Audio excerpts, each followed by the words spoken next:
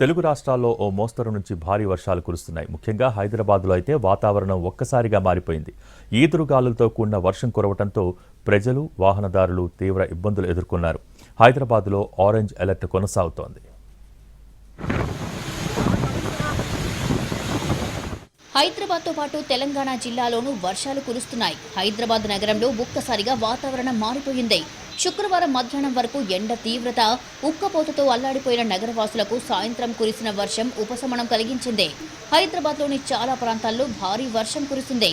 దీంతో లోతట్టు ప్రాంతాలు, రహదారులు జలమయమయ్యాయి. ప్రజలు, వాహనదారులు తీవ్ర ఇబ్బందులు ఎదుర్కొన్నారు.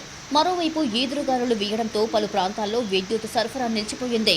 జూబ్లీహిల్స్, బంజారాహిల్స్, మాదాపూర్, నాంపల్లి, హిమాయత్ నగర్, ముషీరాబాద్, విద్యానగర్, రామ్నగర్, ఖైరతాబాద్, మియాపూర్, దిల్సుఖ్ నగర్లో ఒక్కసారిగా ఈదురుగాలులతో వాన కురిసింది. గాలుల ఉధృతి తీవ్రంగా ఉండటంతో పలు ప్రాంతాల్లో విద్యుత్ సరఫరా నిలిచిపోయింది. మరోవైపు 2 రోజుల పాటు భారీ వర్షాలు కురుస్తాయని చెబుతోంది వాతావరణ శాఖ. మరోవైపు నగరంలో ఆరెంజ్ అలర్ట్ కొనసాగుతోంది.